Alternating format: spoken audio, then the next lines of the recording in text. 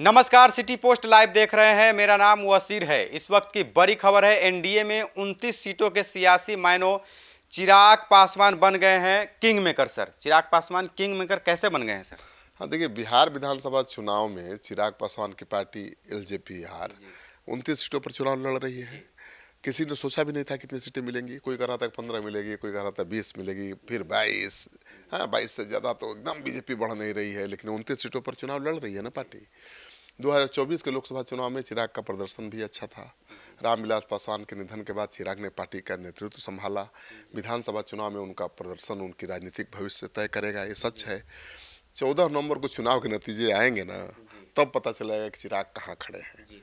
Sir, चुनाव से पहले ही चिराग पासवान की जीत हो गई है। उन्होंने 29 सीटें ले ली है सर। मैंने 29 कहा सीटें वही जी। ना कि पिछले चुनाव में तो 15 से ज़्यादा सीट बीजेपी ने नहीं दिया। उनको अकेले चुनाव लड़ना पड़ा। अकेले लड़े भी तो दमखम दिखाया, और जेडीयू को कई सीटों पर हार का कारण बना। तो इस बार विधानसभा चुनाव में एलजेपीआर को 29 सीटें मिल गई हैं। चिराग पासवान तल्ख तेवर लगातार दिखा रहे थे, और बीजेपी को झुकना पड़ा। तो चिराग पासवान की हर तरफ चर्चा हो रही है, वही हीरो हैं। और सियासी जानकार तो यही कहेंगे कि विधानसभा चुनाव उनकी एक अलग परीक्षा है, मतलब अग्नि परीक्षा है। रामविलास पासवान जी का 2020 में निधन हुआ तो लोक जनशक्ति पार्टी दोराहे पर खड़ी दिखाई दे रही थी। तब उनके बेटे चिराग पासवान ने पार्टी का नेतृत्व संभाला, केंद्रीय मंत्रिमंडल में शामिल होकर राष्ट्रीय स्तर पर विश्वसनीयता अपनी बढ़ाई, और एनडीए के भीतर अपनी मजबूत पकड़ भी बनाई। अब यह कयास लगाया जा रहा है कि इस बार के विधानसभा चुनाव में किंग मेकर की भूमिका चिराग पासवान निभा सकते हैं। मतलब वो चाहेंगे वही सीएम होगा। उनके पिता के हाथ में भी इसी तरह सत्ता की कुंजी आई थी 2005। हाँ, और अब लगता है कि चिराग के हाथ में कुंजी आने वाली है। तो चिराग क्या करेंगे, ये देखना दिलचस्प होगा। सर, लोकसभा चुनाव में 100% स्ट्राइक रेट था सर चिराग पासवान की पार्टी का। सर, अब मोदी जी के हनुमान भी बताए जाते हैं। अब क्या करेंगे सर? किस देखिए, वो उनको इसी आधार पर तो इतनी सीटें मिली हैं, और अपने आप को पीएम मोदी का हनुमान तो बताते हैं चिराग पासवान। और चुनाव के पहले कई बार नीतीश सरकार को घेर भी चुके हैं। उस समय जब बिहार सरकार से नाराज चल रहे थे, तो गोपाल खेमका कांड सहित कई हत्याओं पर खुले मन से चिराग ने बिहार में कानून व्यवस्था को लेकर सवाल भी उठाया। 2024 में लोकसभा चुनावों में चिराग पासवान के चुनावी प्रदर्शन ने एनडीए में उनकी अहमियत को बढ़ा दी है, और उनको एनडीए में मजबूती मिली है। लोजपा ने बिहार में 5 सीटों पर चुनाव लड़ा लोकसभा का, और पांचों सीटों पर जीत हासिल की। इससे उनकी सफलता दर 100% है भाई। तो उसी स्ट्राइक रेट को आधार बना के उन्होंने पूरा हंगामा किया, और बीजेपी मजबूर हो गई 29 सीट देने को लिए। सर, पार्टी ने राज्यों में लगभग 6% वोट शेयर भी हासिल किया है। इससे यह साबित होता है कि चिराग पासवान ने लंबी पारी खेलने वाले हैं सर। बिल्कुल, 6% वोट चिराग पासवान ने हासिल किया है, तो लंबी पारी तो खेलेंगे।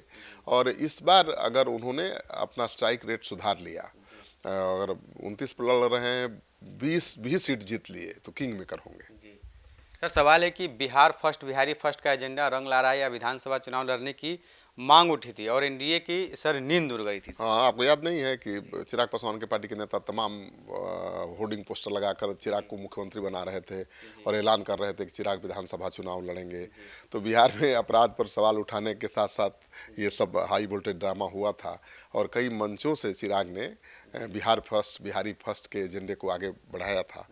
वो हमेशा से कहते रहे हैं कि बिहार में बिहार फर्स्ट और बिहारी फर्स्ट का एजेंडा हमेशा से कायम है और आगे भी रहेगा। उनकी पार्टी ने इस एजेंडे पर काम किया भी है और कर भी रही है।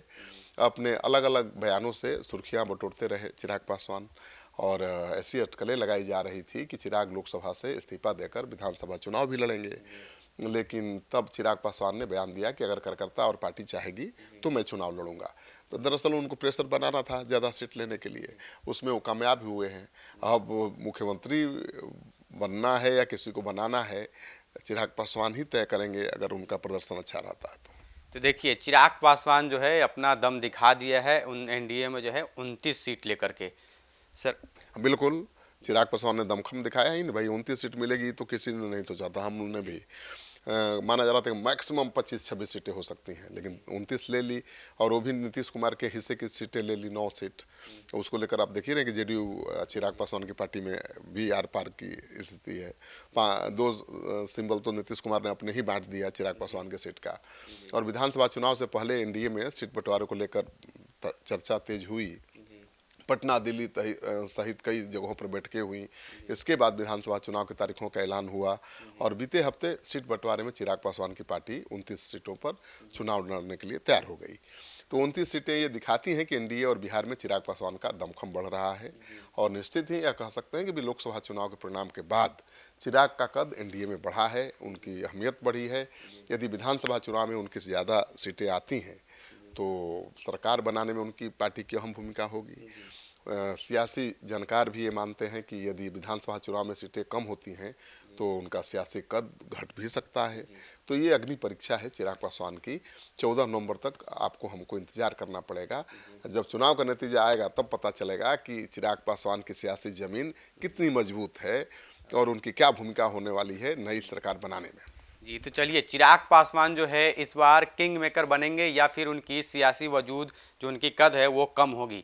क्योंकि चिराग पासवान जो है लगातार दबाव बना रहे थे और वो 29 सीट लेने में जो है वो कामयाबी हासिल करते हुए दिखाई दिए, और उनके प्रत्याशी मैदान में भी है। फिलहाल इस खबर में इतना ही। बने रहे हमारे साथ। धन्यवाद।